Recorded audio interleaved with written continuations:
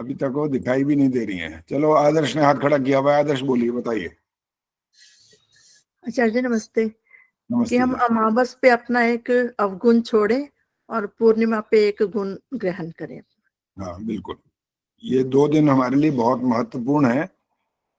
बाकी जो जहां तक स्नान की बात है, जो चल रहा है महाकुंभ के अंदर, इस विषय में कुछ शंकराचार्य ने अपने अपने विचार रखे हैं और आर्य समाज के लोगों ने उनका उत्तर भी दिया है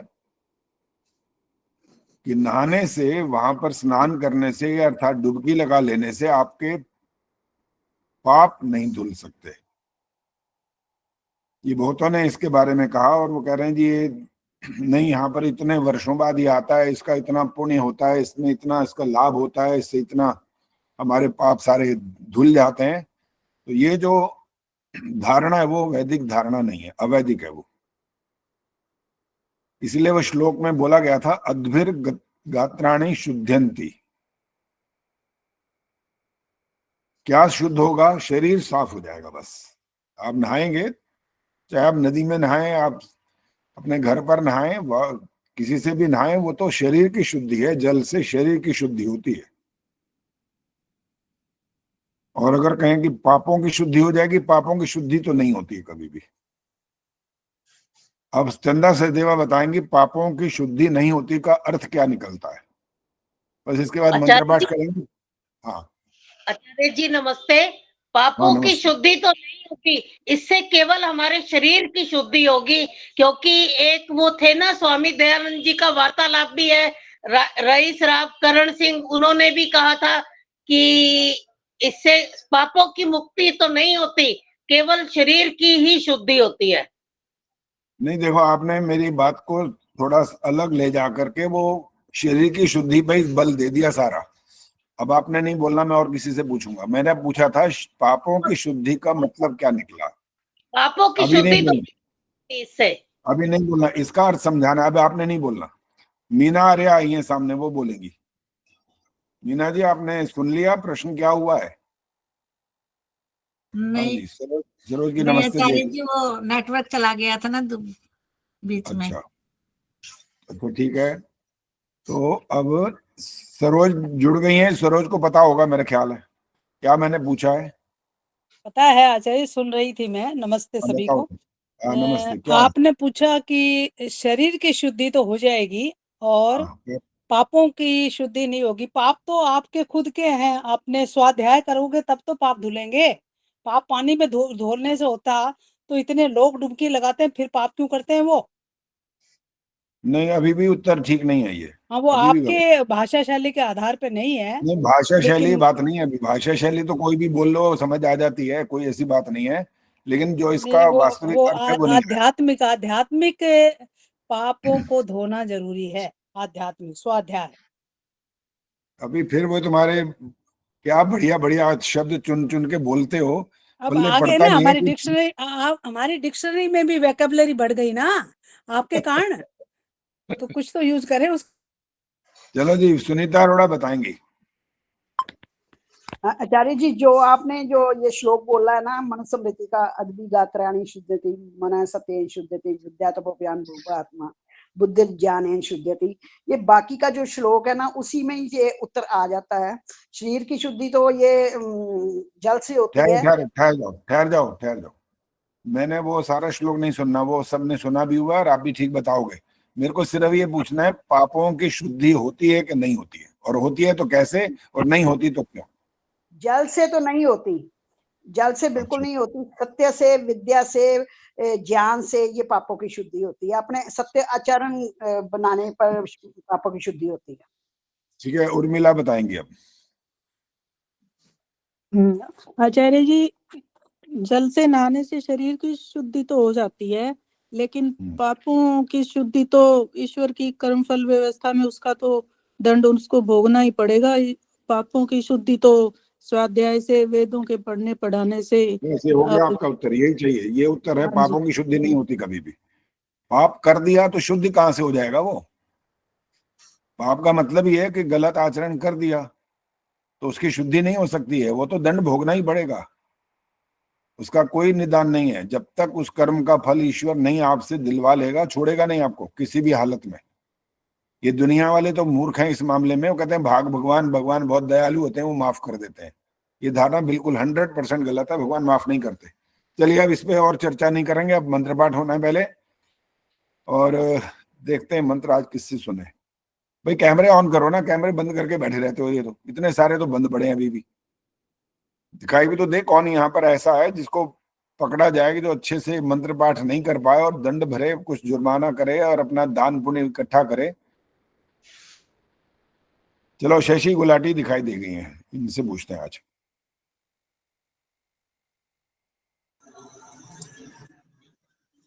नमस्ते माइक ऑन आचार्य कर जी। दो बड़ा। हाँ नमस्ते जी। आपसे हवन का एक मंत्र पूछ रहे हैं, हवन का एक मंत्र। हवन के का मंत्र कि याद है? हवन का याद नहीं है, वो मैं देख के बोलूंगी। संध्या याद है। चलो हवन का देख के बोलो, कोई बात नहीं। ठीक है। अब पुस्तक निकालो फटाफट। और हाँ जी। दैनिक कौन सा? यज्ञ में से जो हमारे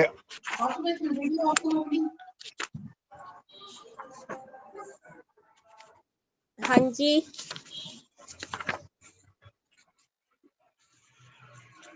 आवाज नहीं आ रही। अभी आचार्य जी आएंगे, उन्होंने अपना माइक म्यूट किया। अभी आप धैर्य बनाए रखे सभी लोग।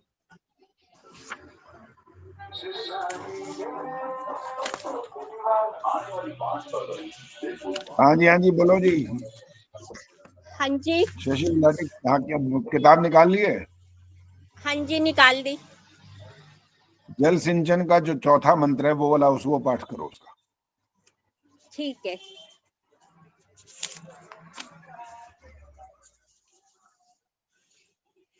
ओम देव सविता प्रसुव यजपतिम भगाय दिव्यो गंधर्वः केतपुः केतन्नः पुनातु वाचस्पतिर्वाचं नः स्वदतु।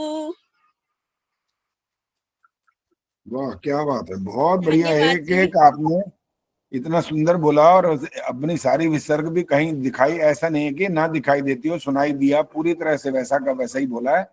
और अब आप तो उस धन्यवाद आचार्य जी। कैटेगरी में आने वाले हैं। अच्छा ये बताओ, यज्ञ कराते हो कभी क्या? नहीं?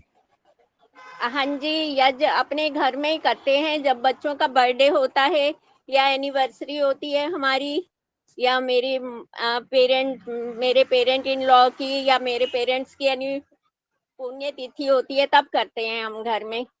मैंने वैसे मैं प्रश्न ये किया ही समाज नहीं। जाती हूँ। ठहर जाओ, मैंने प्रश्न क्या किया, आपने सुना नहीं।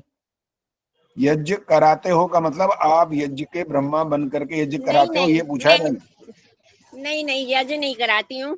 बस ठीक अपने है, घरों छोटा सा में उत्तर, अपने ब्रदर के। छोटा उत्तर दिया करो, ज्यादा लंबा उत्तर ठीक नहीं है। चाहिए। ठीक है इस जी। बात का अर्थ ये स्वाभाविक था कि जब मंत्र याद नहीं है तो कोई मंत्र देख देख करके यज्ञ कराने जाएगा तो उसको कौन समझेगा कि इसको यज्ञ आता भी है कि नहीं आता। इसलिए यज्ञ कराने वाले को यज्ञ के सारे मंत्र आने चाहिए। हाँ, जब विशेष मंत्र आते हैं, बृहद यज्ञ के होते हैं, वो सबको याद नहीं होते, पंडितों को भी याद नहीं होते, वो भी बाकायदा पुस्तक खोल लेते हैं उस समय।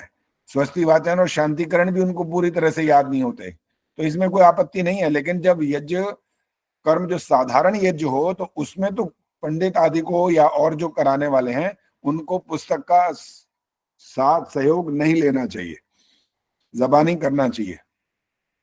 चलिए ये वाली बात भी समाप्त हो गई। अब हम अर्थ शुरू करने वाले हैं, और आप पुस्तक अपने निकाल लीजिए, सामने रखिए। मैं पहले मंत्र पढ़वाऊंगा और लिखने के लिए भी तैयार कर लीजिए इतना सामान। और कौन सा मंत्र है आज वो बताएंगी सरला गुप्ता। मंत्र 12 इस मंत्र का पाठ भी आप करेंगे अब जी। ओम को वह स्तोमं राधतीयं जुजोषथ विश्वे देवासो मनुषो यतिष्ठन् को वो ध्वरं तु विजाता अरं करद्यो नः प्रसद्यत्यहं स्वस्तये। एक तो जो स का उच्चारण होता है ना श की जगह, वो गलत हो रहा है अभी भी। जी उसका प्रयास किया करो, अभ्यास रोज करो, मंत्रों का पाठ करो, तब जा करके इसमें शुद्धि होगी। वरना जो अपनी आम बोलचाल की भाषा में जब बच्चों से या इधर उधर अपने परिवार से या मित्रों से बात करते हैं, वो श और स चल जाएगा, वहां पर कोई आपत्ति नहीं। वो तो ऐसा है, वो तो अभ्यास ऐसा हो गया। लेकिन मंत्रों के लिए अभ्यास करना ही पड़ता है, तब जा करके वो शुद्ध होता है, नहीं तो शुद्ध नहीं हो सकता। और जो अंतिम शब्द बोला पर्षदत्यंग, ये भी गलत बोला, ये ठीक नहीं बोला। अभी इसका पाठ होगा, स्नेहलता करेंगी। स्नेहलता जी फटाफट करिए मंत्र। स्नेहलता जी कहाँ देख रहे हो इधर उधर? इसीलिए कहा है सब यहाँ जिम जाया करो अच्छी तरह से। अब सादर आपका नमस्ते नाम आचार्य बोलो, जी। हाँ जी यही मंत्र का पाठ हाँ जी करो आचार्य। अच्छे से। हाँ जी अब मैंने सुना नहीं आचार्य जी, क्या बोला आपने? अब आपको नहीं बोला जाएगा, अब आप माइक बंद करो। अच्छा जो नहीं जी जी सुनेगा उसको हम बाद में कहेंगे भी नहीं। शशि जी। प्रभा करेंगे। इसलिए आप सब पुस्तक तैयार रखिए, तो यह बार बार कहना ना पड़े, पुस्तक तैयार होनी चाहिए बिल्कुल सामने। नमस्ते आचार्य जी। नमस्ते, बोलिए। ओम को वाह स्तोमं राधति जन्युयोषथ विश्वे देवासो मनुषो यतिष्ठन् को वो अध्वरं तु विजाता अरं कर देवनः पर्षदत्यं अस्वस्थहे। 4 गलतियां हो गई हैं। हाँ जी बहुत बहुत ध्यान से देखो, जब आप पढ़ करके बोलो ना, तो उसमें मात्राओं का ध्यान रखो जरूर। केवल ठीक। अपना याद किया हुआ मत बोलना शुरू करो उस समय। ज्यादातर यही हो रहा है अब, क्योंकि आपको जो स्मृति में बना हुआ होता है ना, वही का वही आप बोलना शुरू करते हो। आप पुस्तक को देख करके भी देखते नहीं हो। आपका अभ्यास ऐसा होता है कि आपके मुंह से वही निकलता है जो याद आदत पड़ी हुई है। और इसीलिए अगली बार के लिए इसका ध्यान रखिए कि जिन मंत्रों को कम से कम 5 मंत्रों का आप अभ्यास करके रखा करें। किसी का भी नंबर आएगा, किसी से भी कहा जाएगा कि आप मंत्र पाठ करेंगे, और अगर आपको मान लो ये लगता है कि उसमें गलती हो रही है और आपको समझ आ रही है, तो उसको पहले अंडरलाइन करो। जो शब्द कठिन आ जाए अंडरलाइन करो पहले, फिर उसको बार बार जब अभ्यास करोगे तब जाके ठीक होगा, अन्यथा ठीक नहीं होगा। जो स्वभाव बना होता है ना पहले वाला, वही का वही चलता रहता है, वो बदलता नहीं है। बड़े मुश्किल होता है ये काम।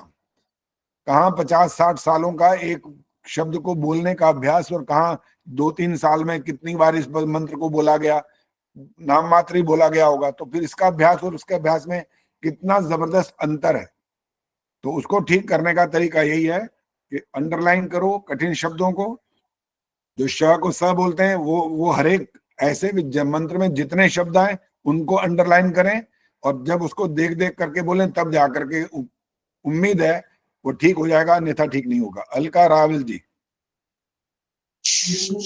नमस्ते आचार्य जी। नमस्ते जी। आप ये मंत्र बोल पाएंगे? जी। ना करिए। ओम को वह स्तोमं राधति यम जुजोषथ विश्वे देवासो मनुषो यतिष्ठन् को वो ध्वरं तु विजाता अरं करद्यो नः पर्षदत्यं हः स्वस्तये। आपको अपनी गलती पता लगी है? नहीं जी। मिथिलेश बता देंगी।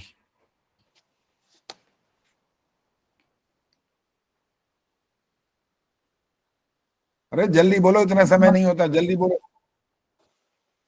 माइक ऑन करो, माइक ऑन करो। अभी नहीं हुआ।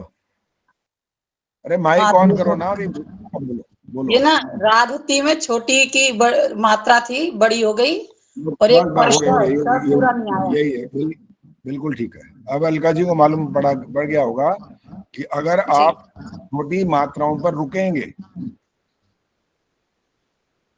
राधति ऐसा रुक गए और अगला बाद में बोला तो ठीक हो जाएगा। लेकिन अगर आप पूरा रुक गए तो आप बड़ी मात्रा बन जाएगी। इसलिए ये गलती थी। तो इसका आगे से और ध्यान रखेंगे तो 100% ठीक हो जाएगा जी। चलो जी, अब आप अर्थ लिखना शुरू करें। ये मंत्र पाठ ठीक हो गया।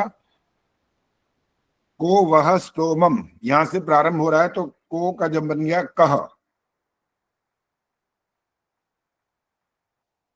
क माने वैसे होता है कौन। स्नेहलता जी माइक माइक ऑफ करो। शीले ढाका जी आप क्या कहना चाहते हो? आप माइक बार बार वो आप ऑन कर कह रहे हो, क्या कहना है? आचार्य पहले किया था मंत्र सुनाने के लिए, फिर याद नहीं रहा, अच्छा फिर चलो, हटा। मैंने एक बार ऑफ कर दिया था, फिर दोबारा हो गया ना, मैंने यहाँ से हटा दिया था। दोबारा ऐसे मत करो जब तक उसकी खास जरूरत ना हो। कह माने होता है कौन, और संतोष नंदवानी बताएंगे ये कौन का यहाँ अर्थ किससे लिया जाएगा।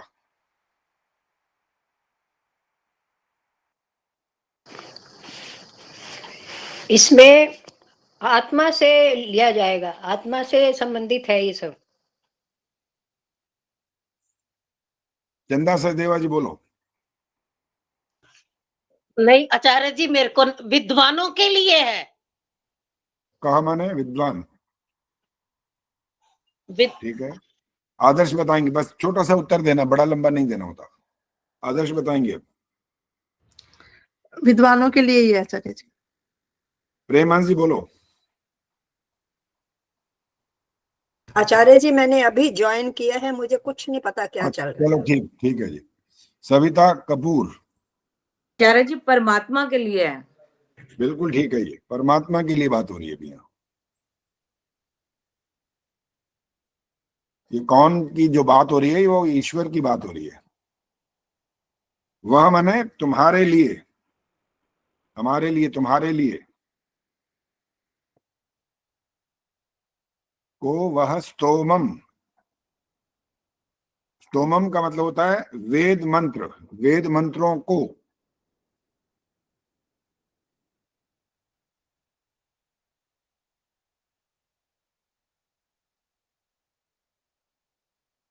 अगला शब्द है राधति, सिद्ध करता है।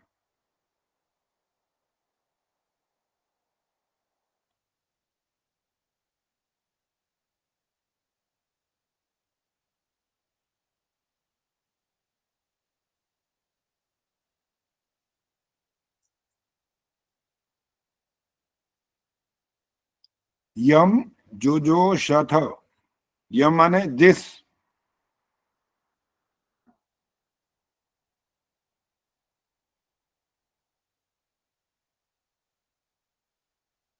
जो शथ, परमात्मा की स्तुति आचार्य करते जी हो। यम का मतलब क्या है? यम का जिस,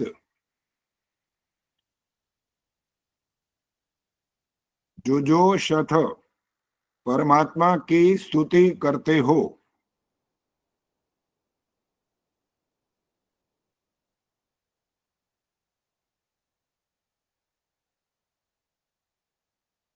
आगे है विश्वे देवासो मनुष्यो यतिष्ठन। सर राधती का क्या मतलब बताया? राधती किसका बोल? क्या जी? सिद्ध, वेद मंत्रों को राधती माने सिद्ध करता है।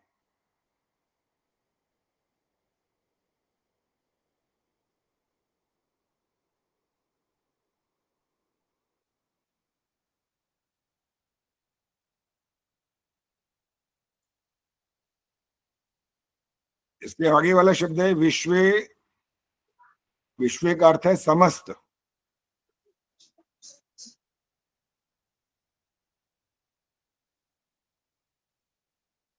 देवास्तः, संतोष जी अब ये है, ये वो अर्थ जो आप बोले थे, विद्वानों के लिए आया। देवासः माने विद्वान।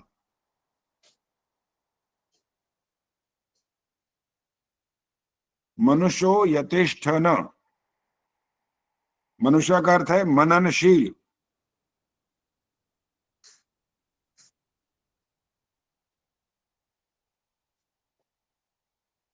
यतिष्ठन, सन्मार्ग में स्थित रहते हो।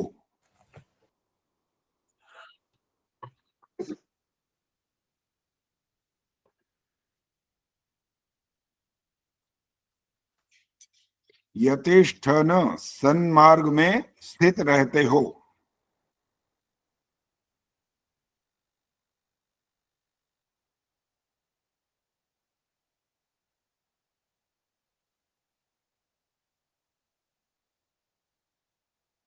को वो ध्वरम, शायद अलका रावल जी ने अध्वरम बोला था, मेरा ख्याल है। पता नहीं किसी ने बोला था, आपने बोला है, किसी ने बोला।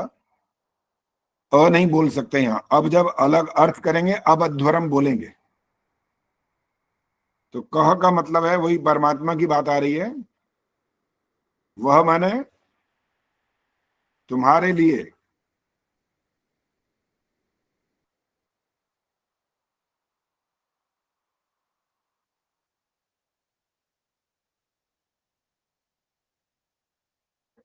अध्वरम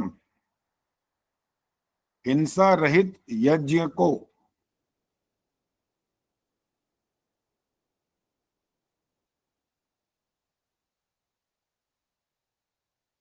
अध्वरम का अर्थ है हिंसा रहित यज्ञ को।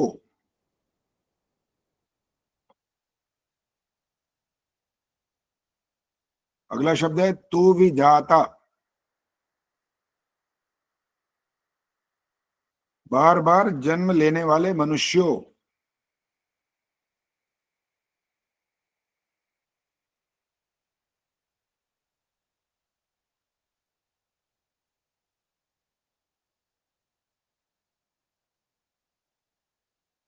तू भी जाता का अर्थ है बार बार जन्म लेने वाले मनुष्यों। अरम करद्योनः, अरम का अर्थ है यहां पर अलंकृत।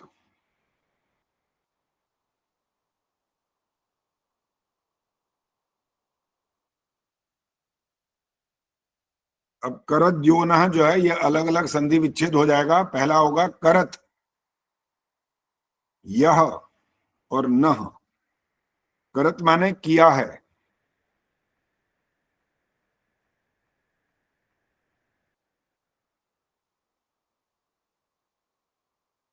यह का अर्थ है जो यज्ञ,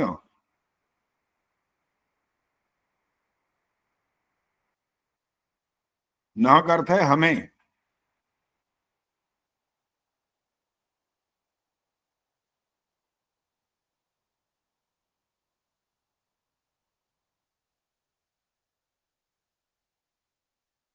पर्षदत्यंहः, ये भी संधि हुई है, अब ये संधि विच्छेद होगा। पर्षद, पर्षद का अर्थ होता है दूर हटाता है।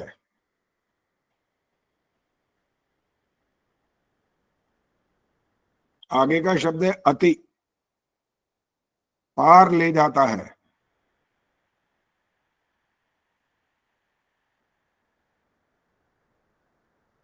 और अब है अंहः, दूर हट के बाद क्या बोल रहे सर? अति माने पार ले जाता है। अंहः, अंहा का मतलब होता है पाप से।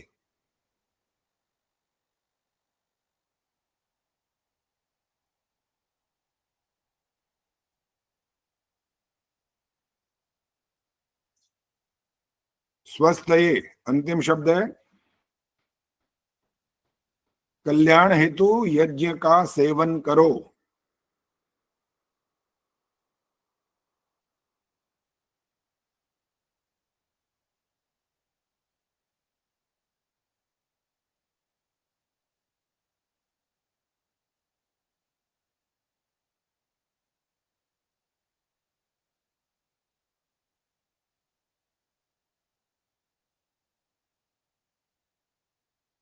हाँ जी, आपने सबने लिख लिया होगा। इसमें से कुछ पूछना है तो आप पूछ सकते हो, नहीं तो आगे चलें। आचार्य जी, जो एक शब्द आया पर्षद, ये इसका अर्थ रह गया मेरा लिखना। पर्षद माने दूर हटाता है। अति माने होता है पार ले जाता है। यतिष्ठन का क्या अर्थ बताया जी? यतिष्ठन, सन्मार्ग में स्थित रहो। है जी? सन्मार्ग में स्थित रहो या रहते हो। आचार्य जी अध्वरम का क्या बताया? अध्वरम का अर्थ होता है हिंसा रहित यज्ञ को। ठीक है।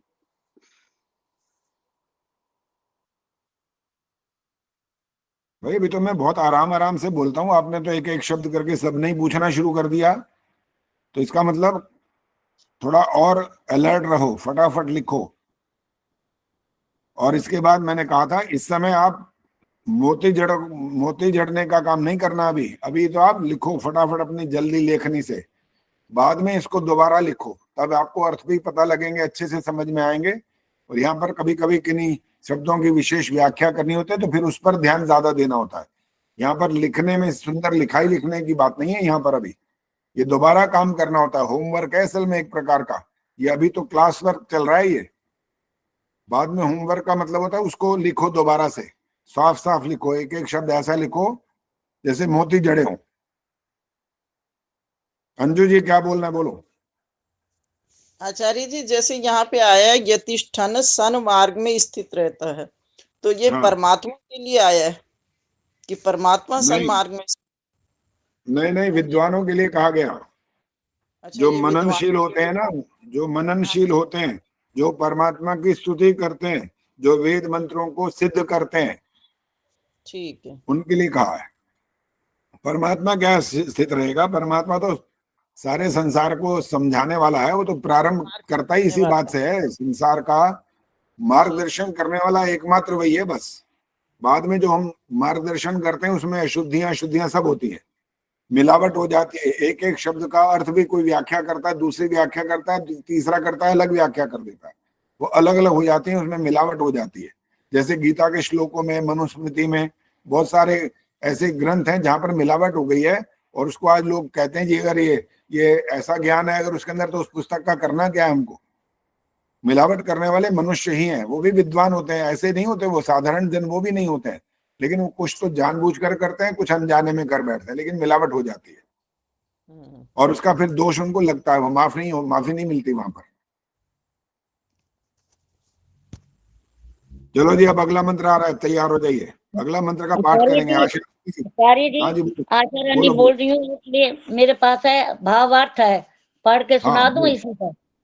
नहीं भावार्थ नहीं सुनाना, नहीं भावार्थ नहीं सुनाना, एक एक अर्थ का मतलब निकाल के उन्होंने किया हुआ है। मैंने कहा मेरे पास पुस्तक थी ना, ये जो आपको एक एक शब्द का अर्थ बताया गया ना, तो इसको आप आराम से पढ़ेंगे ना, एक एक शब्द को वैसा का वैसा ही बोला गया है जैसे जैसे शब्द लिखे हुए हैं, वरना आगे पीछे होते हैं, उसका शब्द का अगले शब्द से संबंध कभी कभी नहीं भी होता। इसलिए आपको एक एक शब्द का जो जैसा मंत्र लिखा हुआ है वैसा का वैसा अर्थ बताया है। अब उसको जब आप विस्तार करोगे अपने आप से, तब आप अच्छे से उसको समझ सकते हो। चलिए अगले मंत्र का पाठ। जय आपको सुना दूं तो पता लगेगा गलत है कि ठीक है, इसलिए कह रही थी। चलो सुनाओ, अगर आपकी इच्छा हो रही तो सुनाइए। हे सब दिव्य गुण युक्त विद्वानों, तुम जितने भी हो उन सब की स्तुति उपासना जिसका तुम सेवन करते हो, प्रजापति परमेश्वर सिद्ध करता रहता है।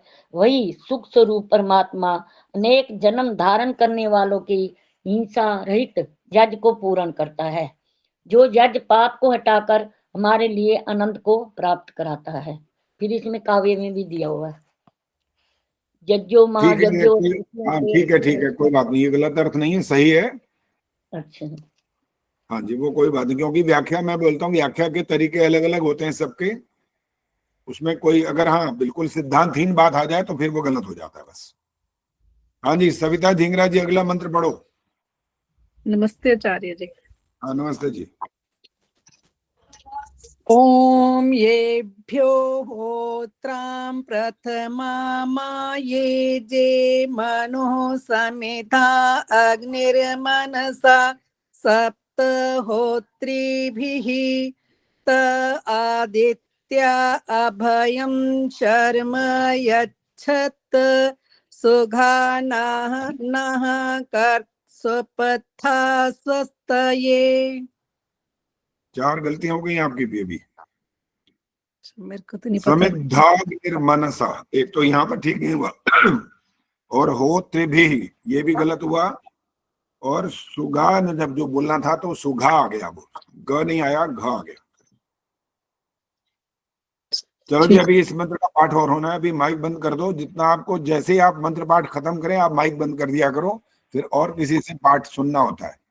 गार्गी गुप्ता जी शुरू करिए वाला मंत्र।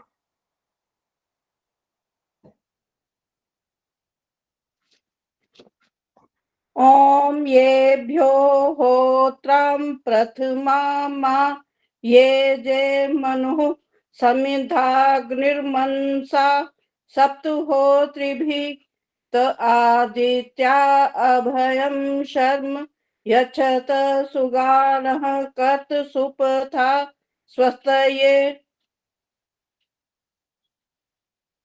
असल में जो जिस तरीके से जिस रॉ में मंत्र पाठ होना चाहिए ना, वैसा नहीं हुआ, और कहीं कहीं थोड़ा रुक करके इस तरह से हुआ, तो इसलिए वो अभी शुद्ध नहीं माना जा सकता। हाँ जी, इंदिरा जी क्या बोलना है आपने? इंदिरा आहूजा जी,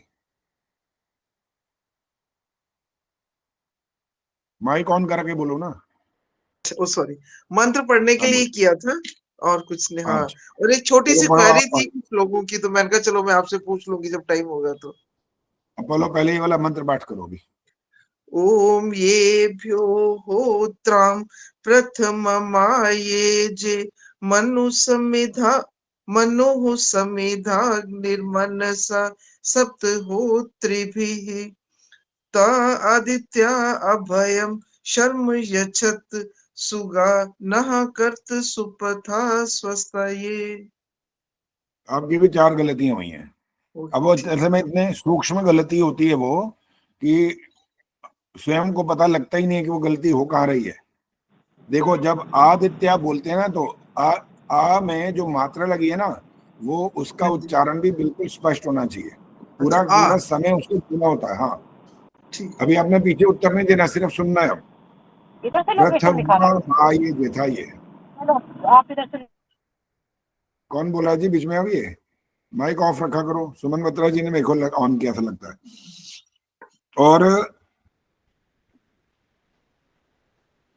और पता नहीं कौन सा था, मैंने ध्यान नहीं दिया। कर्त में भी शायद वो होगा, कहीं था, और भी 2-3-4 गलतियां हैं। अभी इसका पाठ और करेंगे, अभी और सुनते हैं। निर्मल अच्छा जी, प्रभा एक जी छोटी करेंगे। सी क्वेरी थी, फिर बाद में मेरी वो जरा मुझे किसी ने पूछा था तो बाद में बता अभी दूं। इसके बाद चलो ये मंत्र पाठ होने दो, इसके बाद आपकी क्वेरी पहले कर लेंगे। ओम येभ्यो होत्रं प्रथमा ये जे मनुः समिधाग्निर्मनसा सप्तहोत्रिभिः त आदित्या अभयं शर्म यच्छत सुगानः कर्त सुपथा स्वस्ताये। बस एक गलती हुई है, एक तो अटक गए थे वहां पर। और यच्छत त पूरा बोलना था, त हलन नहीं है बस। बाकी आपका बिल्कुल ठीक है। यच्छत त ऐसा पूरा बोलना। हाँ, अब ठीक है, बिल्कुल। चलिए, अब इसका अर्थ लिखना शुरू करिए। हाँ, पहले इंदिरा जी बोलो, क्या पूछना था आपने? बोलो पहले। आचार्य जी, जैसे ना वो समिग्री और समिधा डालते हैं, समिग्री डालते हैं ना हम लोग हवन में, तो अरे कुछ रुक लोग जाओ, ना। एक मिनट रुको रुको रुको रुको। ये हाँ जी, सामग्री नहीं होता, ये क्या होता है? सामग्री, हाँ, सामग्री। अब आगे बोलो। ठीक है। तो कुछ लोग ना ऐसे पूछते हैं, जैसे वो जो सनातनी लोग हैं, वो जब घर में कुछ डेथ हो जाती है या बर्थ होता है, तो वो अपने घर में दीपक नहीं जलाते 7-7 दिन, जो भी उनका नियम है। तो वो कहेंगे कि हम हवन में सामग्री डाल लें या नहीं डालें। तो मैं यही पूछना चाह रही थी। तो मैंने तो कहा कि ऐसा कहीं निषेध तो लिखा नहीं हुआ हमारे ग्रंथों में। फिर भी मैंने कहा आपसे एक बार जरा थोड़ी सी क्लैरिटी। नहीं, मुझे समझ आई नहीं है बुरी बात की। हवन करते हैं नहीं करते, पहले इतना जवाब दो। नहीं, वो हवन नहीं करते, लेकिन जैसे वो समाज में आते हैं या हम लोग मंदिर में एक किट्टी डाली हुई है, उसमें भी हम लोग हवन करते हैं। तो जब वो उसमें गैदरिंग में आते हैं, तो वो पूछते हैं कि हमारे घर में ऐसे बर्थ और डेथ हो गई है, तो क्या हम सामग्री डालें? क्योंकि हमने दिया तो नहीं जलाते आजकल घर में, तो क्या हम सामग्री डाल सकते हैं? ये वो क्वेश्चन पूछते हैं। हाँ, बिल्कुल डाल सकते हैं। हाँ, बस यही मेरे को क्लैरिफाई करना था। बिल्कुल डाल धन्यवाद सकते हैं, जी। इसमें कोई आपत्ति नहीं है कि वो दिया नहीं जलाना है, उन्होंने बंद कर दिया या जला दिया या कुछ कर, इससे कोई संबंध नहीं इस बात का। ठीक है जब जी, आप एक धन्यवाद। श्रेष्ठ कर्म करने के लिए आए हो, तो वहां पर उसको बाकायदा करो। उसको क्यों, उससे वंचित क्यों रहें? उसमें कोई ठीक है। आपत्ति नहीं, बिल्कुल ठीक, शुभ कर्म है, वो करना चाहिए। चलिए, ठीक अब है। इसका अर्थ लिखना शुरू करिए। येभ्यो होत्रम, पहला शब्द है येभ्यः। अब ये इसका अर्थ शुरू हो रहा है। जिनके शिक्षण एवं अनुपालन के लिए। आचार्य जी फिर से बोलिए। जिनके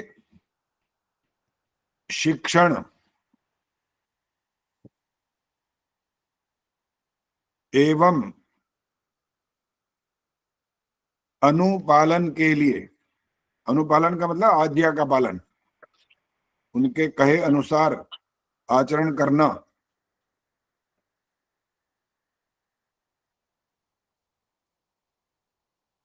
अगला शब्द है होत्राम, यज्ञ क्रिया को।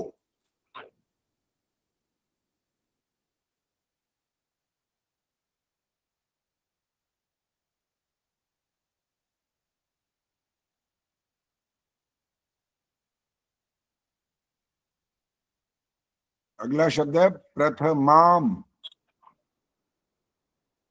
प्रारंभिक।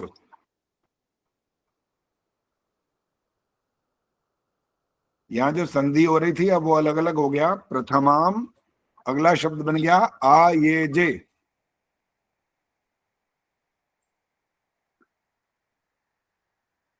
अनुष्ठित किया है।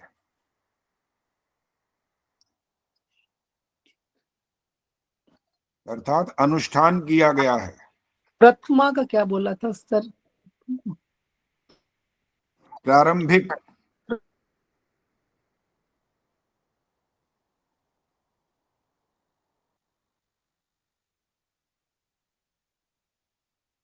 आगे है मनुः, मनस्वी जनों ने।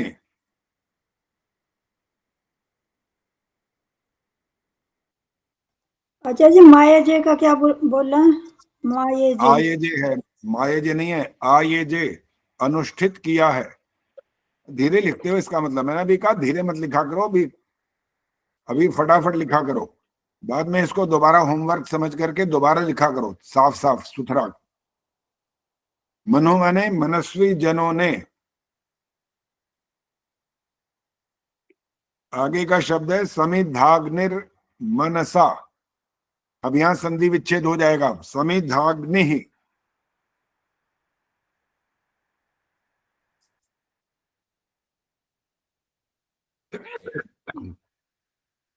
समिधाग्नि का मतलब है अग्नि प्रज्वलित की है।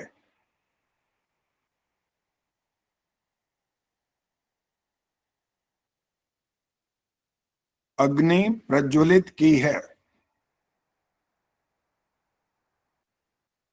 अगला शब्द है मनसा।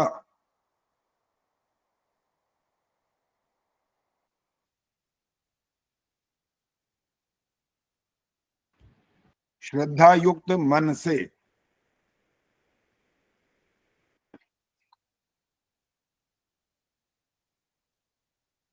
मनसा अर्थात श्रद्धा युक्त मन से।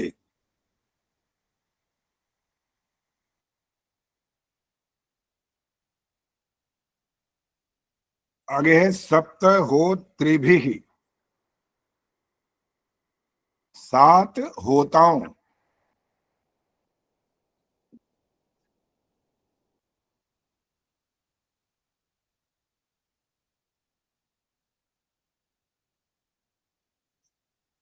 या प्रमुख सात इंद्रियों के सहयोग से।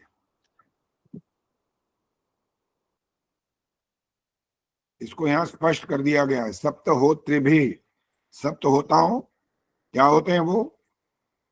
प्रमुख सात इंद्रियों के सहयोग से।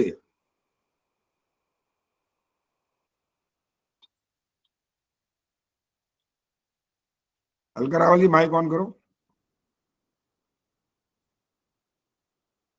ये जो त आदित्य लिखा हुआ है, ये त है या कुछ और होता है? ये तो आगे क्या है? आदित्य। अब इसी को समझाना था, इसीलिए त मैंने पूछा है। ये त नहीं होता असल में, जब आगे स्वर आ जाता है तो मात्रा का लोप हो चुका है यहाँ पर। अब अर्थ करने पर बनेगा ते। यह मात्रा का लोप हुआ है, ते शब्द है असल में ये, क्योंकि आगे स्वर है। स्वर कौन से हैं? अ आ इ ई उ ऊ री। ये जो स्वर होते हैं ना, इनके कारण से जो शब्द मंत्र लिखा जाता है तो मात्रा उसकी लोप कर देते हैं। जब अर्थ करते हैं तो पूरा शब्द बोलना पड़ता है। ते माने वे। ठीक है जी। आगे का शब्द है आदित्या। आगे अभयम आ रहा है तो विसर्ग का लोप हो गया यहाँ पर।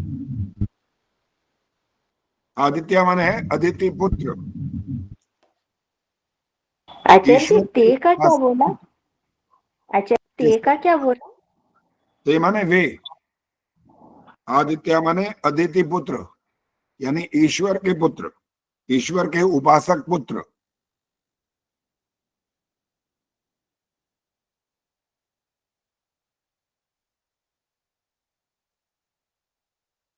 अगला शब्द अब आ रहा है अभयम,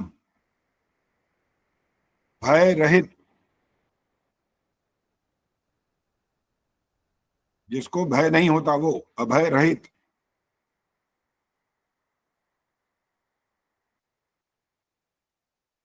शर्म यच्छत, सुखमय वातावरण को प्रदान करें। शर्म यच्छत का अर्थ है सुखमय वातावरण को प्रदान करें।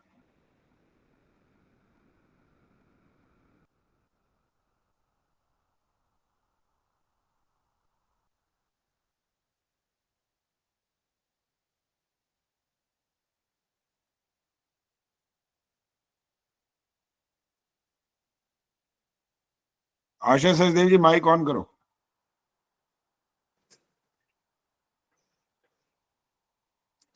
सुखमय वातावरण का क्या मतलब होगा? जिस स्थिति में कोई राग द्वेष ना हो, सुख का वातावरण हो। अभी यहाँ जो प्रसंग चल रहा है ना, उसके आधार पर बताना है।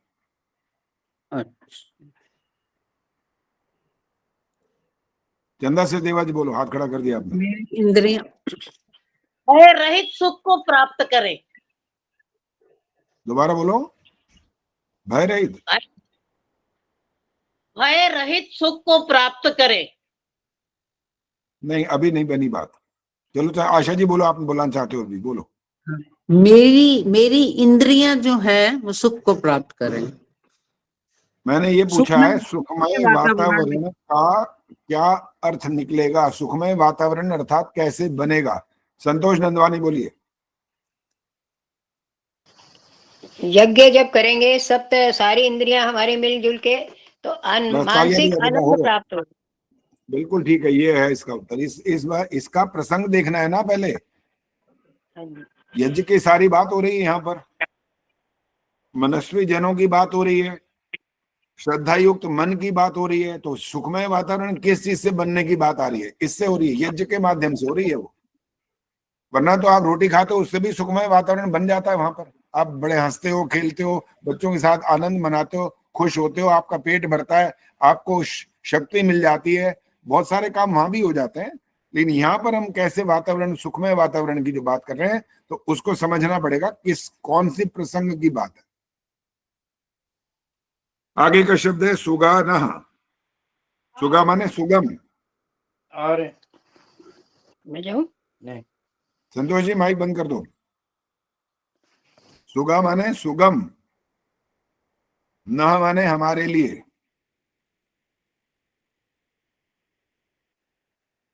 कर्त, सुपथा, स्वस्थये, ये तीन शब्द बचे हैं। कर्त माने होता है उत्तम मार्गों में।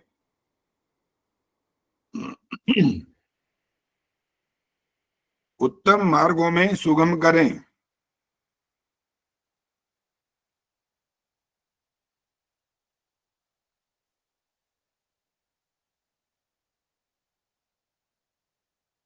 सुपथा, हमारा मार्ग प्रशस्त करें।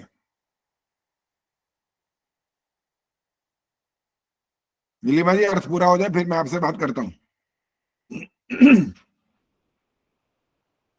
सुपथा माने हमारा मार्ग प्रशस्त करें, और स्वस्थ ये बहुत बार आता जा रहा है, कल्याणकारी हो।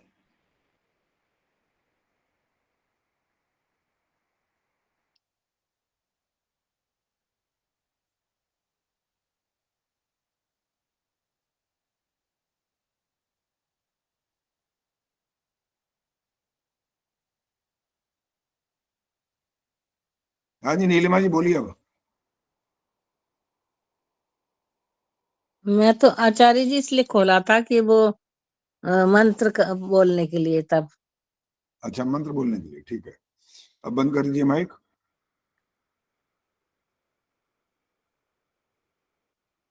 ईश्वर उपासक जो पुत्र हैं, ये अब थोड़ी सी इसकी व्याख्या हो रही है, जो अर्थ अंत में हमने बोला गया। भय रहित सुखमय वातावरण को प्रदान करें, सुगम हो हमारे लिए और उत्तम मार्गों में हमारा मार्ग प्रशस्त करें, हमारे लिए कल्याणकारी हो।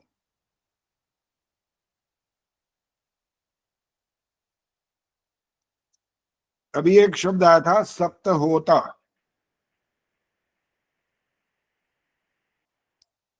और उसमें सप्त होता शब्द को थोड़ा सा इन्होंने व्याख्या जरा सी कही थी अभी यहां पर, 7 इंद्रियों के सहयोग से। पता है वो कौन सी 7 इंद्रियां हैं?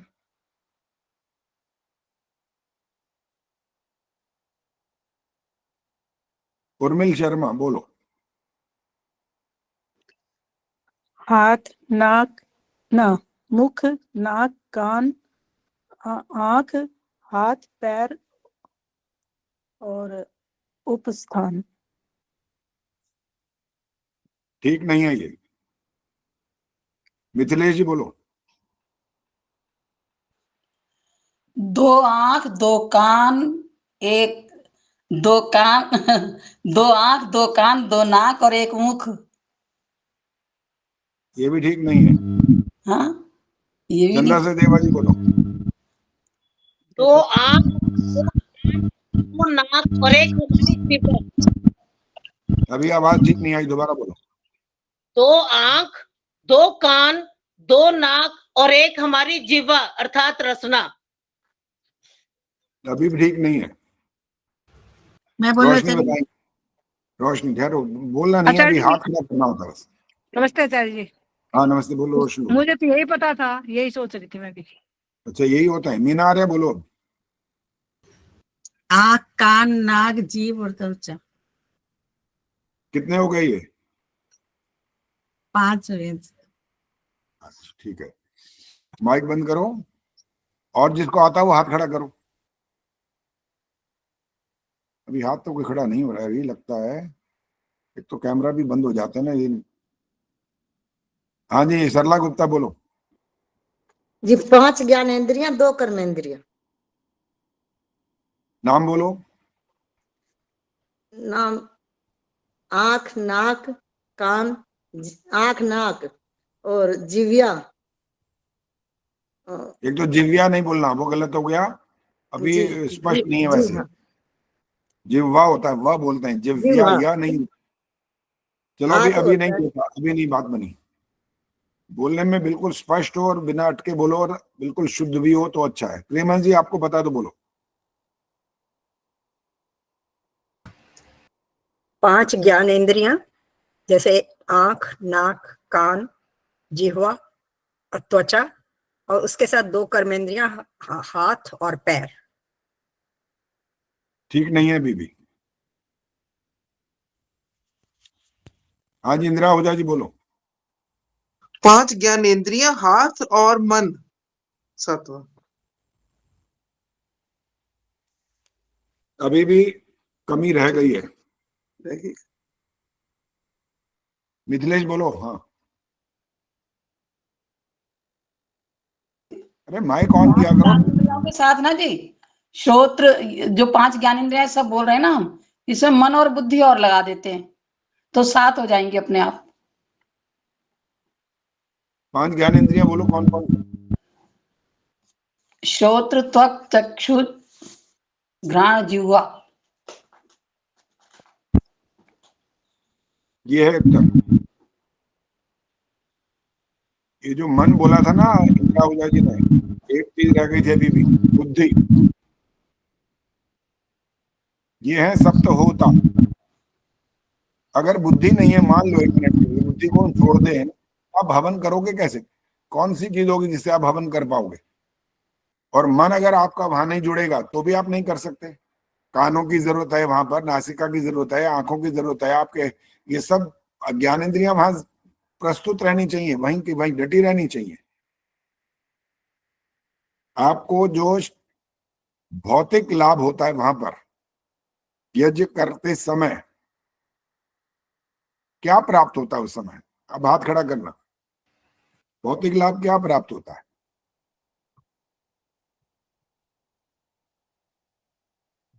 अंजू विद्यार्थी बोलो।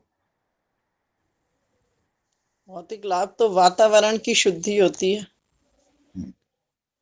आपको क्या लाभ हुआ वही पूछना है। वातावरण की शुद्धि हो गई, आपको कैसे लाभ हुआ? इसका मतलब क्या चीज है वो?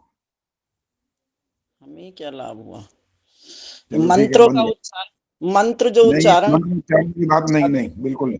नहीं, शिक्षा शर्मा जी बोलिए। जी आचार्य जी, वातावरण की शुद्धि, पर्यावरण की शुद्धि है, उसमें हम भी, वनस्पति, औषधियां, पेड़ पौधे सब आ जाते हैं, जीव जंतु। रवि बाला जी बोलिए। आचार्य जी, हमारे स्वास्थ्य अच्छा होगा फिर हम जब वातावरण शुद्ध में रहेंगे। बिल्कुल, ये जरूरी है साथ बोलना। वातावरण शुद्ध हो गया तो आपको क्या मिला है?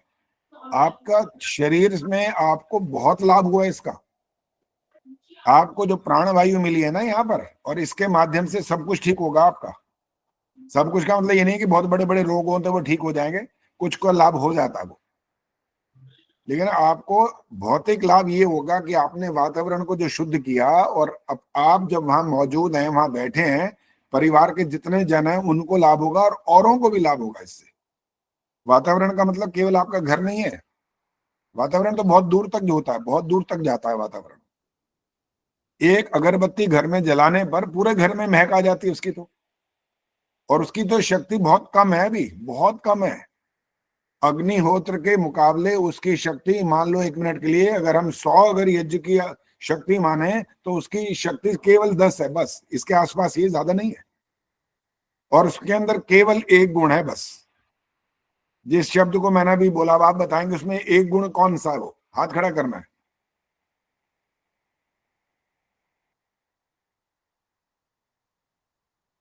अभी हाथ ही नहीं खड़े हो रहे हैं कोई भी, तो कैसे करें? फिर तो नाम ही बोलना पड़ेगा बस। नीलिमा जी बोलो। एक शक्ति है उसके अंदर, कौन सी चीज है वो जिसके अंदर एक शक्ति है? किसके अंदर जी? क्वेश्चन थोड़ा अब सा यही तो प्रश्न मैंने किया, आप मेरे से फिर पूछ रहे हो। इसीलिए कहा था ध्यान यही होना चाहिए, तब पता लगता है कि बात क्या हो रही है। उर्मिल शर्मा बोलो। आचार्य जी, मेरा भी ध्यान नहीं था। ध्यान नहीं था, इसलिए तो फेल होते जा रहे हैं ना। सरोज बताएगी अब। मैं पूछते पूछते डर गई, मैंने कहा मैंने नहीं पूछना, आचार्य जी वैसे पकड़ लेंगे मुझे। एक गुण ईश्वर का गुण ना। अरे भगवान है, तुम पता नहीं कहाँ पहुंचते हो, तुम्हारी तो दौड़ ऐसी बुद्धि लगती बुद्धि है। बुद्धि बुद्धि भ्रष्ट हो गई। भगवान, अरे बाबा यहाँ पहले ध्यान से सुना करो, बोल कौन से विषय की बात हो रही है। तुम तो आत्मा परमात्मा पहुंचते हो सीधा। नहीं नहीं, आत्मा परमात्मा इतनी ज्यादा नहीं, परमात्मा आत्मा में। इतने ज्यादा मत पहुंचो, अभी नहीं, छोटी छोटी नहीं, बातें करा करो, बहुत ऊंची बात करते हो। सुनीता अरोड़ा बताएंगी। आचार्य जी, आपने अगरबत्ती का पूछा ना, अगरबत्ती का सिर्फ एक ही गुण होता है, सुगंधी देती बस। बस ये है इसका असली उत्तर, छोटा सा उत्तर और बिल्कुल तथ्य जिसमें कहते हैं वो है छुपा हुआ। ये है, अगरबत्ती में केवल सुगंध है और कुछ नहीं है। आपके वातावरण को थोड़ा सा सुगंधमय बनाने की शक्ति है बस। और आपके यज्ञ के अंदर तो वातावरण के अंदर जो दूषित है ना, उसको दूर करने की शक्ति विद्यमान है, और आपको सुगंध भी देने वाली है, बल देने वाली है, आपके रोगों का नाश करने वाली है, आपके रोग के जीवाणुओं को हटाने वाली बहुत सारी शक्ति है वहां पर। और केवल उसी एक कमरे में यज्ञ करने पर इसका अर्थ ये नहीं है कि वो केवल वहां का वातावरण ठीक होगा। वो जहां जहां तक वायु उसको ले जाएगी ना, वहां वहां तक उसको लाभ हो जाएगा। बड़ी दूर तक सुगंध चली जाती है भाई, यज्ञ हो रहा हो ना किसी के घर में। आचार्य जी मैं बताऊं, एक जगह मैंने पढ़ा था कि 400 रिसर्च हुई है कि 400 मीटर तक के दायरे में जब हम यज्ञ करते हैं तो उसका 24 घंटे असर रहता है, और 400 मीटर तक के वातावरण को वो शुद्ध करती है। ये मैंने कहीं पढ़ा था। जो शोध हुई है वो भी हम मानने को तैयार हैं, कोई आपत्ति नहीं। लेकिन जब हमारे पास जो इंस्ट्रूमेंट्स होते हैं उनकी भी एक सीमा है। उन इंस्ट्रूमेंट्स के अंदर ऐसी पूरी शक्ति मौजूद नहीं है कि वो एक एक चीज को पूरा आपके सामने विश्लेषण करके दिखा दें। इसलिए हम उनकी बातों को गलत नहीं मान रहे, ठीक मान रहे हैं। लेकिन इससे भी अधिक उनके अंदर योग्यता हो उस वातावरण को शुद्ध करने की यज्ञ में, तो उसमें भी कोई आपत्ति नहीं होनी चाहिए। बहुत दूर तक उसका प्रभाव पड़ता है। हमें तो कई बार ऐसा लगता है किसी घर के किसी सोसाइटी में से अगर जा रहे हो और वहां कहीं एक जगह हवन हो तो पूरी कहीं दूर तक आ रही है, वो 400 मीटर नहीं होता, बहुत दूर तक सुगंध आ रही होती, पता लग जाता है, क्योंकि वायु ने उसको दूर तक पहुंचाना ही है। वायु का काम ही है प्रसारित करना उसको।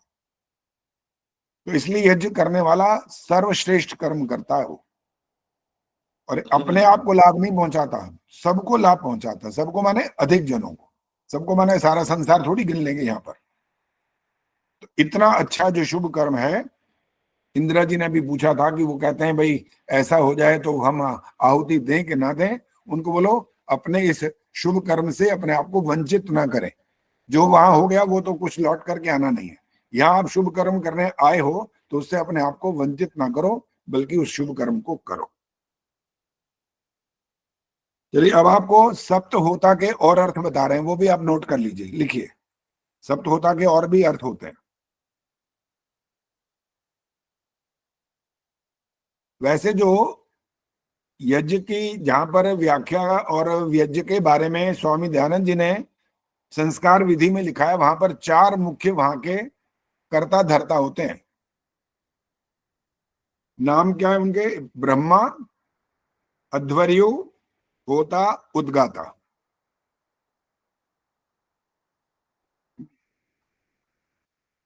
लेकिन अब जो आपको 7 बताएंगे उनका काम भी बताएंगे, वो थोड़ा सा विभाजन उनका अलग अलग कर दिया गया है, थोड़ा काम बढ़ा दिया गया। हाँ जी आशा जी क्या बोले आप? नहीं वो दोबारा पूछे। मुख्य कर्ता कौन है?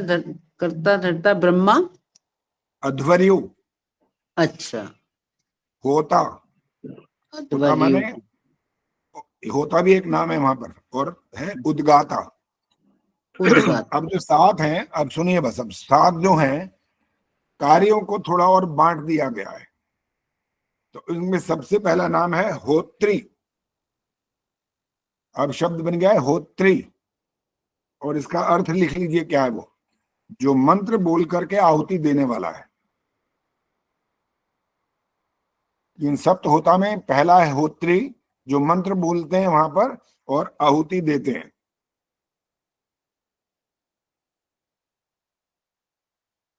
और एक है, अगला शब्द है पोत्री। पा में ओ की मात्रा है, पोत्री। जैसे होत्री था पोत्री बन गया ये। इसका नाम, इसका अर्थ होता है पोत्री माने पवित्र वायु, जो पवित्र वायु उपस्थित होने लगता है। तीसरा शब्द ये कठिन है, फिर भी आप ठीक लिख पाएंगे मुझे उम्मीद है। मैं आपसे से स्पेलिंग पूछूंगा, केवल शब्द बोलूंगा अभी। नेष्ट्री, दोबारा सुन लीजिए एक बार और, नेष्ट्री।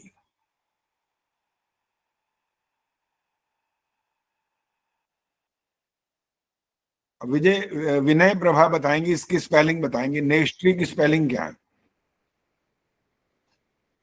न पे एक ही मात्रा, षटकोण का आधा श, और ट्री, ट्र पे नीचे र की मात्रा और बड़ी की मात्रा। हाँ ठीक है, ट्र में नीचे, ट में नीचे ऐसे री नहीं है वो। हाँ है? नहीं, वो तो आपने दो ठीक जो बोला लगते हैं बिल्कुल। हाँ वो ड्र ऐसा वाला जो होता है वो है नेष्ट्री। हाँ जी। इसका मतलब होता है अध्वर्यु जो है वहां पर, उनके साथियों में से एक होता है ये, नेष्ट्री बोलते हैं इनको। कोई भी कार्य इनको वहां पर सौंपा जा सकता है, जहां पर जिसकी आवश्यकता हो वो उसको कार्य दिया जा सकता है वहां। इसका नाम है नेष्ट्री। अब चौथा नाम है आग्निध्र। आग्निध्र, अब इसके स्पेलिंग पूछूंगा मैं। अब गायत्री गुप्ता बताएंगी। आचार्य जी मैंने तो पूरा शब्द ही समझ में नहीं आया, पता नहीं क्या बोला आपने, लास्ट वाला तो समझ में नहीं आया। कोई बात नहीं, सुनो, फिर सुनो, दोबारा एक बार और सुन लो, फिर मैं पूछूंगा। आग्निध्र, रोशनी बताएंगे इसका क्या, इसकी स्पेलिंग है? आ, फिर छोटी की मात्रा आधा गया नी, द के नीचे ग। अब आपका अर्थ सुना ही नहीं जाएगा। गै क्यों बोला? ये गै ग। बोलने वाली आदत बंद करो अपनी पहले। अलका आदत रावल ग। बताएंगे। अलका रावल बोलो।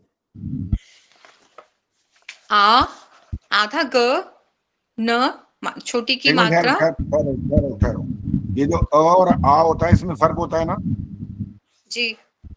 तो मात्राओं को बताना होता है बाकायदा। जैसे आगे आप न की मात्रा बताने वाले हो तो ये भी बताना था ना। दोबारा बोलो। अ को मात्रा आ की मात्रा आ बना, आधा ग, न पूरा, छोटी ई की मात्रा, द के पैर में र। द नहीं है पहले तो, ये और न भी गलत है, दोनों गलत है। संतोष नंदवानी बोलिए। आ मतलब बड़ा आ, फिर छोटी की मात्रा गैप, आधे गै पे। ये गै क्या होता है? ठहरो, अब नहीं आधा पूछूंगा आगे। नहीं, आगे नहीं सुनूंगा। अब जो गै कै खे करेंगे उनसे नहीं सुनूंगा। ये अपना ठीक करो, बहुत दिन हो गए बोलते बोलते। शिक्षा शर्मा बताएंगे अब। जी आचार्य जी, बड़ा आ मतलब आ को आ की ठीक है। मात्रा, हाँ जी। फिर आधा ग और पूरा ना, आधे गा से पहले छोटी की मात्रा और द्या, द द्या जिसे विद्यावल द्या। गलत, बिल्कुल गलत हो गया, सारा गलत हो गया आपने। अच्छा, किसने? चंदा से देवा बोलो, आपने हाथ खड़ा किया था आपसे पूछने पहले। फिर प्रेमान जी बताएंगे इसके बाद। आ यानी कि बड़ा आ, आधा ग, ना को बड़ी ई की मात्रा और त्र। अच्छा, त्र सुनाई दे रहा है। चलो प्रेमान जी आप भी सुना दो, देखें सब गलत सुन रहे हैं या मेरे कान खराब हो गए, क्या है? नहीं आचार्य जी, असल में जो नी के बाद है ना वो स्पष्ट नहीं सुन रहा। हमें ये तो पता है। अब बड़ा आ, चलो आप, कोई बात नहीं, आपने जो सुना है वो बता दो, सुनाओ पहले। बड़ा आ, फिर आधा ग और न को बड़ी ई की मात्रा, आग्नि, आगे पता नहीं द्र है या क्या है, ये नहीं समझ आई। अच्छा चलो, अब सुनो। अब आप किसी से नहीं सुनना, अब सुन लो। ध्र है, ध्र ध्र। आधा बस आप बोलना नहीं, सुनना नहीं। आचार्य सिर्फ आप बोलिए। आग्निध्र। ठीक है, वही है। अब आगे इसका अर्थ लिखिए, कौन होता है ये? ये शब्द आचार्य जी अभी भी स्पष्ट नहीं है। ध आता है धनुष। ध में र नीचे, ये बस। इस तरह से समझ आ रहा है। चलो ठीक है, कोई बात नहीं, ऐसे ही सही। और आग्नि को न को बड़ी मात्रा की छोटी ई। बड़ी बड़ी है, छोटी के लिए तो मैंने 2 बार जिसने बोला मैंने गलत कह दिया था। इसका अर्थ सुनाओ, ये कौन होता है? यज्ञ अग्नि को प्रज्वलित करता है जो, उसका नाम होता है आग्निध्र। यज्ञ अग्नि को प्रज्वलित करने वाला। अब 5वां नाम है प्रशास्त्री। हाँ जी आचार्य जी, अग्निच्य है क्या है, क्या है? किसका पूछ रहे हो? अग्निच्य किसका पूछ रहे हो? मैं समझ नहीं आ रहा। आपने अग्निष्ठ बोला है या अग्निच्य बोला है? अरे बाबा, ध और र भी बता दिया, अभी भी समझ नहीं आ रहा क्या? अब मेरे से सारे स्पेलिंग सुन लो।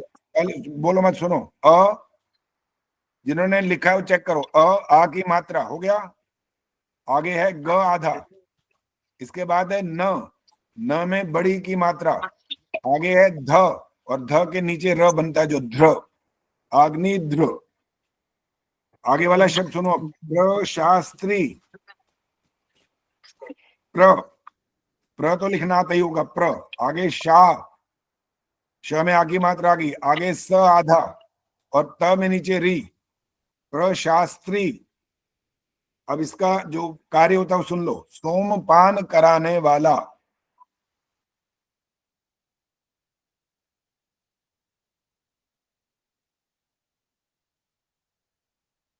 इसके बाद है 6ठा नंबर, इसको बोलते हैं अध्वर्यु। अध्वर्यु का असली मतलब होता है यजुर्वेद के अनुरूप कर्म करने वाला।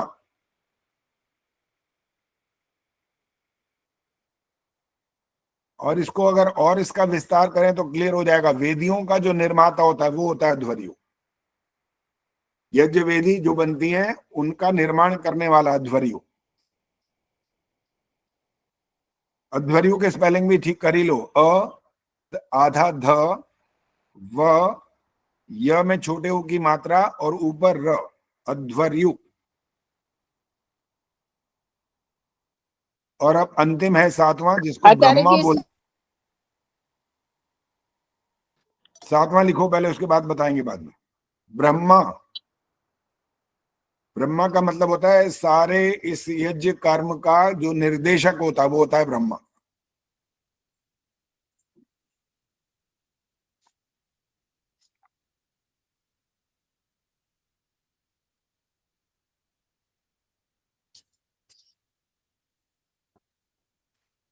अध्वर्यु का बता दीजिए प्लीज।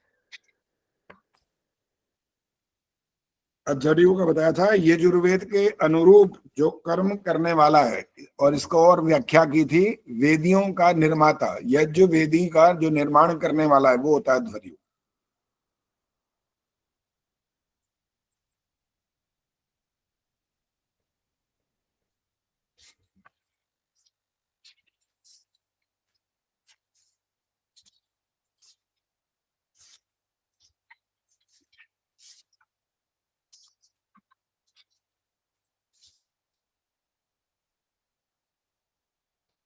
आचार्य जी होता और उद्गाता का भी बता देना जरा।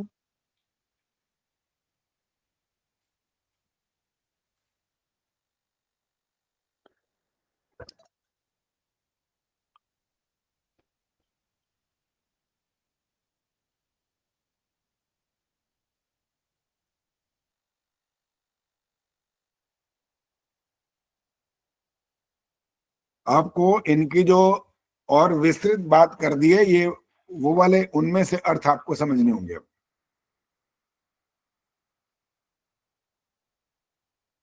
हाँ जी, सुनीता जी बोलो। हाँ जी, ये जो हम आचार्य जी पूछ रही है ना, होता का तो होत्री का आपने बताया ही है ऑलरेडी, मंत्र बोलकर आहुति देने वाला, और उद्गाता जो होता है वो स्टेज पे बैठ के जो ब्रह्मचारी मंत्र बोलते हैं ना, वो उद्गाता होता है। ठीक है।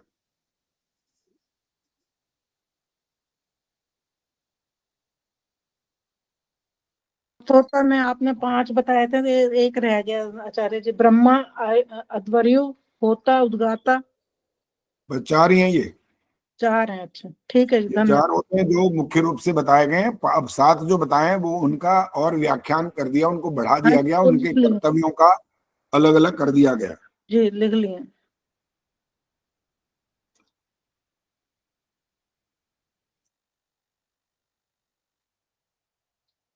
चलो जी, बस अभी और आगे व्याख्या नहीं होगी, अभी आज 2 मंत्रों की हुई है।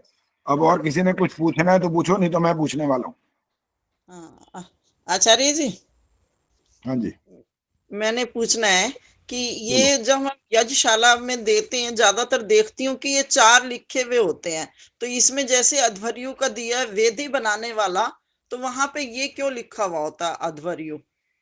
देखो स्वामी दयानंद जी ने हमारे को जो 4 ये नाम दिए हैं ना, परफेक्ट नाम वही है। अब इन्होंने विस्तार और कर दिया है कि उनके कार्यों को और बढ़ा दिया गया, वरना वो 4 सारे काम कर सकते हैं। ठीक है। चलो जी, मैं पूछने वाला हूँ। अब जो पिछली कुछ बातें हैं उनमें से दोहराएंगे कोई बातों को, और जिसको कहा जाए वो हाथ खड़ा करेगा। आचार्य जी, मैंने पूछना, मैंने हाथ खड़ा किया हुआ था। भैया बिना पूछे मत बोला करो। प्रेमहंस जी बोलो। मैंने हाथ खड़ा किया हुआ था तो आपने देखा नहीं। पहले प्रेमहंस जी बोलेंगे। हाँ जी, मुझे ये पूछना है कि जब हम जाते हैं श्रद्धांजलि का जो कार्यक्रम होता है डेथ के बाद, तो उसमें हवन कैसा होता है? उसमें जिनके पास समय अधिक हो तो बृहद यज्ञ जिसको आप बोलते हैं वो होता है उसमें, और जहां पर समय का बिल्कुल अभाव हो, दैनिक यज्ञ करने के बाद, और अगर और भी बहुत कम समय है तो आप पूर्णाहुति करके समाप्त कर सकते हैं। अच्छा, अदरवाइज दैनिक यज्ञ करने के बाद क्या करते हैं? अगर समय है तो शांतिकरण के मंत्रों से आहुतियां देते हैं। ठीक है। हाँ जी, और किसने पूछा था? आप हाथ खड़ा करो। उर्मिल शर्मा बोलो। आपने हाथ खड़ा किया, पता ही लग रहा कहीं कार में बैठी है, कहाँ बैठी समझ में आ रहा। बोलो नहीं बोलो, आचार्य जी, मैंने नहीं किया। अच्छा ठीक है, यहाँ दिखाई नहीं दे रहा ना, तो अब माइक ऑन करके बोल दो फिर अपने आप। मुझे अगर ज्यादा लोग नहीं बोल रहे हैं तो बोलो, नहीं तो मैं पूछता हूँ फिर। अब आचार्य जी मुझे पूछना था। मीना आर्या जी पहले बोलो। आचार्य जी निष्कादिक संस्कार क्या होता है? दोबारा बोलो। निष्कादिक संस्कार। निष्कादिक तो कुछ होता ही नहीं है। निषेक आदि है वो, निषेक आदि। निषेक आदि। निषेक आदि संस्कार। हाँ जी। कहाँ से देखा है आपने? ये आपने क्वेश्चन आंसर में दिया था। अच्छा, तो फिर मैं क्यों बताऊं? नहीं, इसका मायने पूछी थी, संस्कार कौन सा मेरे को समझ नहीं आया। अभी कोई और बताएगा इनमें से, देखें किसको पता है निषेक आदि क्या होता है। किसी को पता है? रवि बालाजी बोल रहे हैं, बोलो बोलो जी। जो वेदों के जो कार्य वेदों में जो लिखा है, वेदों के अनुसार जो संस्कार होते हैं वो निषेक आदि संस्कार होते हैं। और उस प्रश्नों में तो ये लिखा है उससे हमारा ये जन्म और उससे अगला जन्म में भी सुख प्राप्त होता है। ठीक है, हाँ जी संतोष जी बोलो, क्या कहना है? संतोष नंदवानी जी। आचार्य जी प्रशास्त्री क्या होता है? प्रशास्त्री क्या काम करता है? अभी बताया तो था, पूरा समझ नहीं आया। जिसने लिखा है वो बताओ भाई। अब तो सोमपान कराने वाला। विनय प्रभा जी बोलो, जिसका नाम ले वो बोले। सोमपान कराने वाला। सोमपान कराने वाला समझी नहीं आचार्य जी। सोमपान पता क्या होता है? सोमपान को तो लोग शराब समझ गए ना, उन्होंने सोचा है सोमपान देवता लोग सोमपान करते थे, तो शराब से उन्होंने अर्थ निकाल दिया उनका। जब देवता लोग ही शराब पीते थे तो फिर हमें क्या आपत्ति, तुम्हें हमें क्यों नहीं पी सकते? सोमपान वो नहीं होता, औषधियां होती हैं बाकायदा, वो उनका पान कराया जाता है। उनकी व्यवस्था में वो बनता है, पहले बनाने वाला वो उसका पान कराता है, ये मतलब है। चलो जी मैं पूछ रहा हूँ, आप बहुत सारे आप ही पूछते रहते हैं। फिर से बताइए एक बार। क्या बताऊं? क्या सोमपान का मतलब? सोमपान सोमपान माने शराब नहीं होता, पहली बात। सोमपान औषधियां होती हैं, जड़ी बूटियां होती हैं, उनको बाकायदा इस रूप में बनाया जाता है पहले अच्छे से, और जो यजमान आदि होते हैं उनको दिया जाता है। सोमपान उसको कहते हैं। कौन सी औषधि है मेरे को नहीं पता कौन सी होती है। चलो अब मैं प्रश्न कर रहा हूं, सुनो। जिसको हाथ कहूं खड़ा करें, नहीं है ऐसे ही पूछूंगा, हाथ खड़ा नहीं करेंगे। वंदना जी हाथ खड़ा, हम माइक ऑन करो। नमस्ते आचार्य जी। नमस्ते जी। मित्र किसे कहते हैं? मित्र मित्र जो हमारा अपना हितैषी हो, जो हमारे दोषों को और हमारे गुण के साथ हमारा भला चाहता हो, या दोस्त जो हमारे दोषों को हमें बताए और हमारे उसका प्रचार प्रसार ना करे इधर उधर, और हमारी भलाई के लिए हमारे साथ दे, वो ही हमारा मित्र कहला सकता है। ठीक है, बहुत सारी व्याख्या लंबी कर दी आपने, कोई बात नहीं। कुल मिलाकर के इसके लिए एक शब्द बहुत जरूरी है जो आपने बोला ऐसे, जो हितकारी है हमारा। अब इस हितकारी शब्द में केवल मात्र हमारे जो संगी साथी हैं केवल उनकी बात नहीं है। जब मैं विवाह संस्कार कराता हूं वहां पर एक वाक्य भी बोलने वाला हूं, वहां पर ये वाक्य बोलता हूं बकायदा और बुलवाता हूं उनसे। जो वर है, वर माने दूल्हा। दूल्हा, दूल्हा दूल्हा समझ में आ जाता है जल्दी। तो उनके हाथ में एक कटोरा होता है और वो उसकी पत्नी के हाथ से, दुल्हन के हाथ से वहां तक पहुंचता है, और दुल्हन के हाथों में पहुंचता है उनके माता पिता के माध्यम से। और उस कटोरे में 3 चीजें होती हैं कुल मिलाकर। किसी को पता है वो 3 चीजें क्या होती हैं? दो तो पता है, बताऊं? 2 बताओ, चलो 2 बताओ। एक दही और एक शहद होता है। एक चीज और है। आशा सचदेव जी बोलो। घी बताओ। हाँ घी होता है, बाकी बिल्कुल ठीक। ये जो 3 होता है इनका नाम होता है मधुपर्क। मधुपर्क। अब माइक ऑन मत करिए। मधुपर्क को दूल्हे को उसी समय यज्ञ वेदी पर बैठ करके उसी जहां पर वह संस्कार होना है वहीं पर खाने के लिए दिया जाता है। और उसको खाने से पहले जब उसको मैं कहता हूं ऐसे दोनों हाथों में रखो, हाथ दिखाई दे रहे हैं? हाँ, अब दिखाई दे रहे हैं आपको। पहले दोनों हाथों में पकड़ो और उसके बाद मैं कहता हूं इसको देखो, अपनी आंखें इधर रखो और मैं जो बोलूंगा उसको मेरे पीछे दोहराओ। तो मैं कहता हूं बोलना ओम, तो दूल्हा बोलता है ओम। अगला शब्द है मित्रस्य, फिर वो बोलता है मित्रस्य।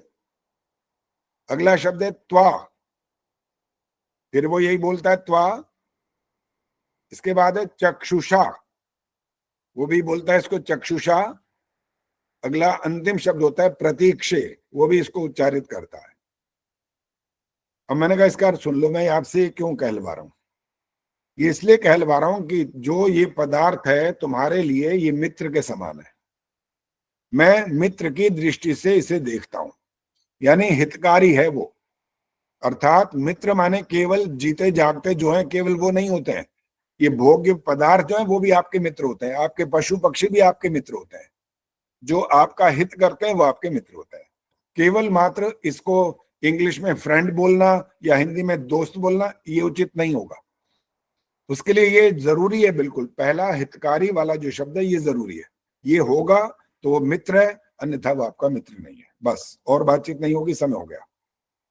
अब परसों जो कक्षा होगी और इसके बाद आपकी कक्षा होगी 7 तारीख को, और उसी में आपकी परीक्षा भी है जो आपको बता दिया गया है। इसके बाद कक्षा नहीं होगी परसों के, इसलिए आप अपनी तैयारी पूरी तरह से कर लें डटकर। और आपको सब कुछ लिख करके दे दिया गया कि आपकी गलतियां जो होंगी इसके अंक कटते जाएंगे और बिल्कुल ढंग से अच्छे से शुद्ध उच्चारण सब कुछ होगा, कॉन्फिडेंस होगा, सामने देख करके उत्तर दोगे तो आपको पूरे अंक मिलेंगे। और इधर उधर देखोगे तो अंक कटते जाएंगे, इधर उधर नहीं देखना, ताकि बिल्कुल स्पष्ट यहाँ देखोगे सामने कैमरा में तो पता लगेगा कि आप इधर उधर नहीं देख रहे और आपको याद है, और आपको तब अंक मिलेंगे। क्योंकि आपका बकायदा ये रिजल्ट बनता है, परिणाम आता है, आपका नाम आता है, फेसबुक पर भी मैं डाल देता हूँ, तो आपको मंत्रोदय पर भी ये डलता है।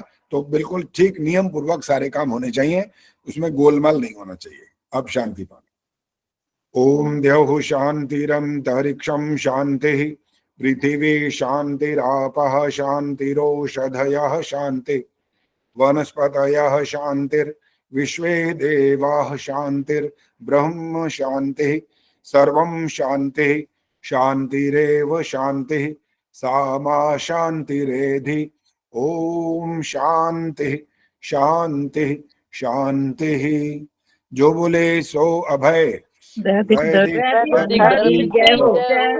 जगत गुरु महर्षि दयानंद की जय हो। भारत माता की जय हो। आर्य समाज वेद की ज्योति, अब जब तो हो गया था जी, ओम का झंडा, वैदिक ध्वनि,